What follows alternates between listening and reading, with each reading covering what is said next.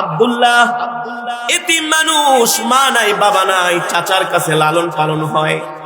আল্লাহর নবী কাবার চত্বরে কোরআনের তেলাওয়াত করে, আব্দুল্লাহ আল্লাহর পয়গম্বরের তেলাওয়াত শোনার জন্য কাবার চত্বরে এসে বসে যায়, কোরআনের মজমায় এসে বসে যায়। আল্লাহর নবীর জবান থেকে কোরআন শোনে। এই কোরআন তালা দিলের মধ্যে এতটা জায়গা করে নিয়েছে।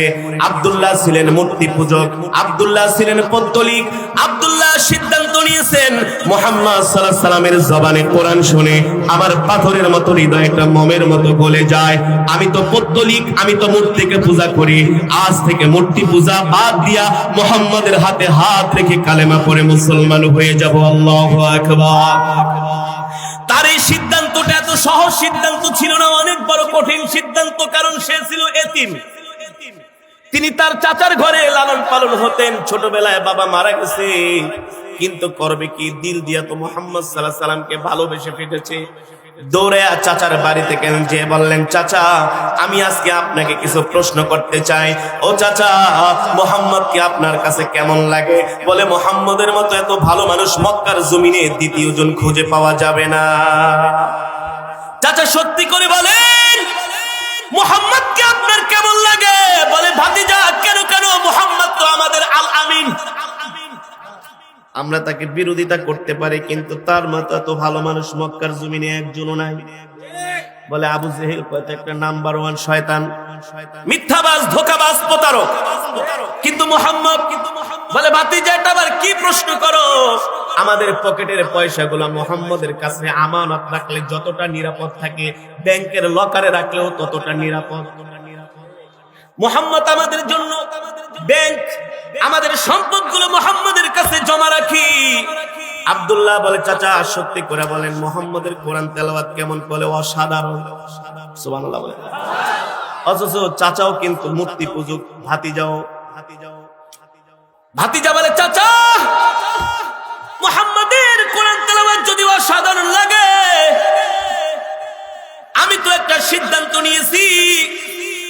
চাচা বলে, ভাতিজা কি সিদ্ধান্ত নিয়েছো? ভাতিজা বলে, চাচা মুহাম্মদের কোরআন তেলাওয়াত শুনে আমি সহ্য করতে পারি না। আমি তো একজন এতিম মানুষ, আম্মুর রাজুলি সিনু আবি, চাচা বাপের মতো।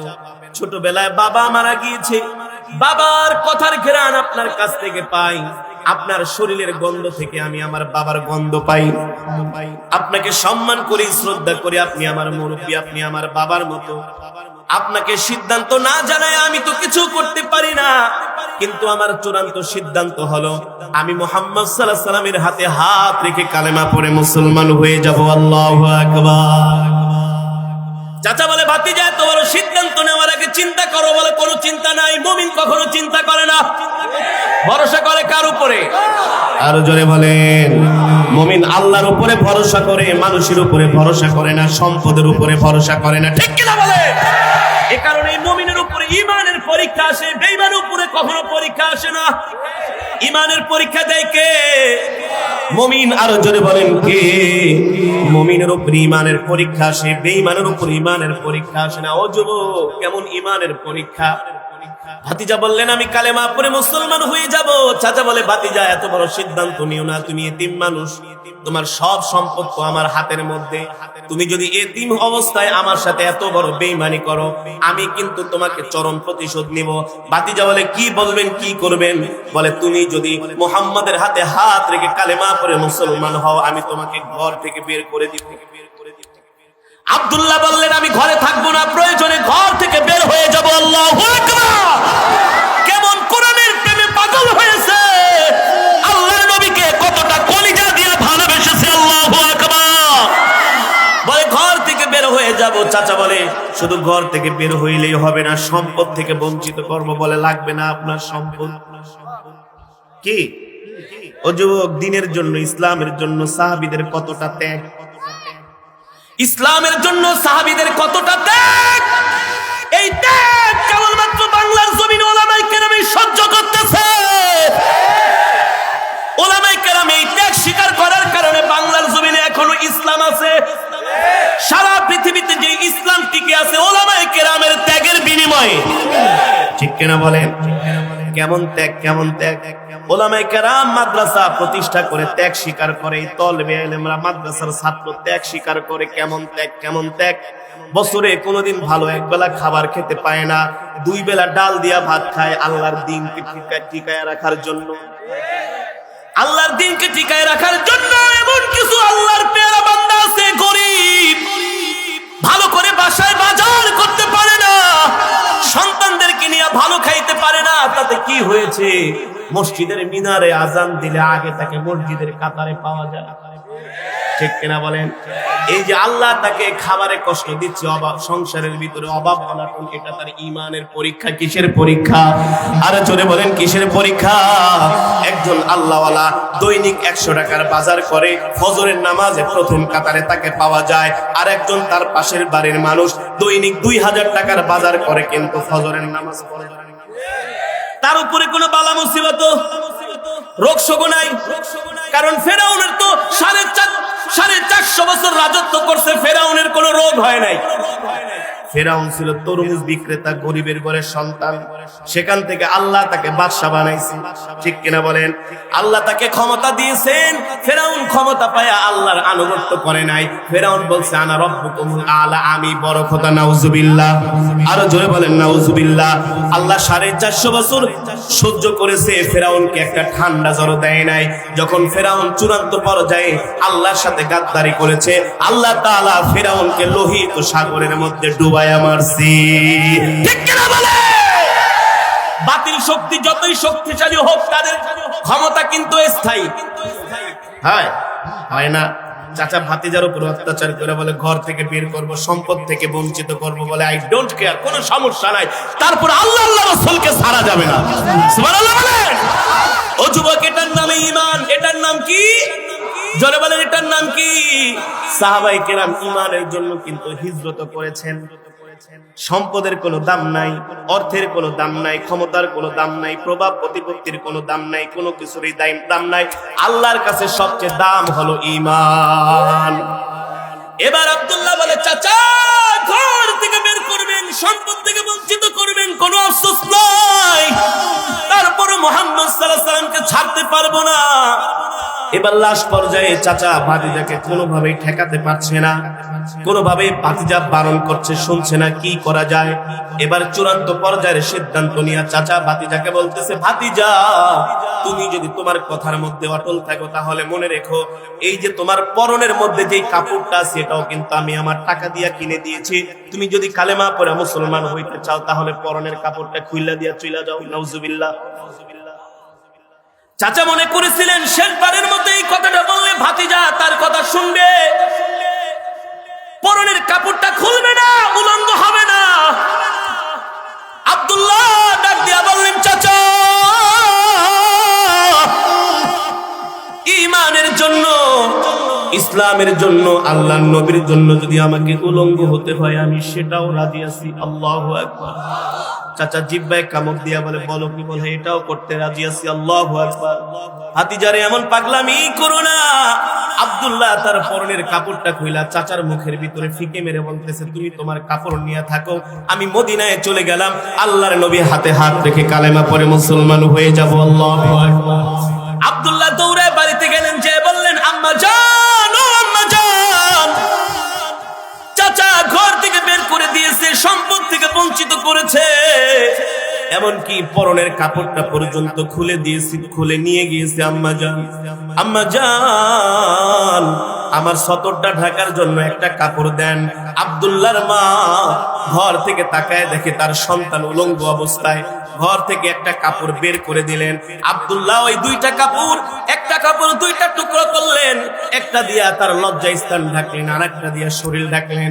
এবার মক্কার অলিতে গলিতে ঘুরে আর বলে, ও মক্কার মানুষেরা, মুহাম্মদ কোথায়? বলে মুহাম্মদ তো মক্কায় নাই, মুহাম্মদ তো মদিনায় চলে গেছে। আব্দুল্লাহ বলে, যে শহরে মুহাম্মদ নাই সেই শহরে আমিও থাকতে পারি না। আল্লাহু আকবার। আব্দুল্লাহ একদিন, 2 দিন নয়, মাসের পর মাস সফর করে করে ক্লান্ত হয়ে মদিনায় চলে গেছে ঈমানের জন্য। আল্লাহু আকবার। মুসলমান আব্দুল্লাহ মদিনায় চলে গেলেন। সংক্ষেপে বলছি, আল্লাহ নবী সাহাবী আবু আইয়ুব আনসারীর বাড়িতে বসে সাহাবীদেরকে কোরআনের বয়ান করতেছি। আব্দুল্লাহ মদিনায় যায় বলে, ভাই মুহাম্মদ কোথায়? মক্কা থেকে যিনি হিজরত করে এসেছেন। বলে, তুমি কোত্থেকে আসছো? বলে, আমিও তো মক্কা থেকে আসছি মুহাম্মদকে দেখার জন্য। যাও যাও যাও, ওই সাহাবীর বাড়িতে আল্লাহর নবী বসে বসে কোরআনের বয়ান করতেছে। আব্দুল্লাহ না খাওয়া না গোসল করা, শরীরের মধ্যে ভালো কোনো কাপড় নাই। একটা মানুষ যদি অনেকদিন বিশ্রাম করে তার শরীর দেখলেই বোঝা যায়, ঠিক কিনা বলেন? আব্দুল্লাহ যে নবীজির মজমায় একেবারে কোণার মধ্যে বসে আছে, নবীজি কোরআনের বয়ান করতেছেন, হঠাৎ করে নবীজির চোখ মোবারকের নজর যায় আব্দুল্লাহর উপরে পড়েছে। আল্লাহু আকবার। হাবিবে কিবরিয়া রাহমাতুল্লিল আলামিন বলে, ইয়া শাবাব তাল হিনা ইজলিস হুনাক। তোমাকে চিনা চিনা লাগে। আরে তুমি তো একজন সম্ভ্রান্ত পরিবারের সন্তান, তুমি এখানে কেন? তোমার এই অবস্থা কেন? তোমার এই শরীরের এমন কন্ডিশন কেন? আব্দুল্লাহ চোখের পানি ফেলে দিয়ে বলে, ওগো মুহাম্মদ, আল্লাহর নবী, আমি তো মক্কার একজন অধিবাসী, আমার নাম হচ্ছে আব্দুল্লাহ, আপনি তো আমাকে ভালো করে চিনেন, আমি তো গরিবের ঘরের সন্তান না। আল্লাহর নবী বলে, তুমি তো সম্ভ্রান্ত পরিবারের সন্তান, তাহলে এমন অবস্থা কেন? আব্দুল্লাহ বলে, আপনি যখন কাবার চত্বরে কোরআন পড়তেন, আপনার কোরআন শুনে আমি চোখের পানি ফেলতাম। আমি একজন এতিম মানুষ ছিলাম, সেই সময় সিদ্ধান্ত নিয়েছি কালেমা পড়ে মুসলমান হব। আমি যখন আমার চাচার কাছে আমার সিদ্ধান্তের কথা জানাইলাম, ওগো আল্লাহর নবী, আমার চাচা আমাকে ঘর থেকে বের করে দিয়েছে, এখানেই ক্ষান্ত হয় নাই, সম্পদ থেকে বঞ্চিত করেছে, এখানেই ক্ষান্ত হয় নাই, ঈমান আনবো এই কথা বলার কারণে শেষ পর্যন্ত আমার চাচা আমার শরীর থেকে আমার কাপড় পর্যন্ত খুলে নিয়ে গেছে। মজমার মধ্যে সমস্ত সাহাবীরা এই কথা শুনে চোখের পানি ঝরঝর করে ফেলতেছে। আব্দুল্লাহর কথা শুনে নবীজির চোখ মোবারক দিয়ে পানি পড়ে পড়ে দাড়িগুলো ভিজে যাচ্ছে।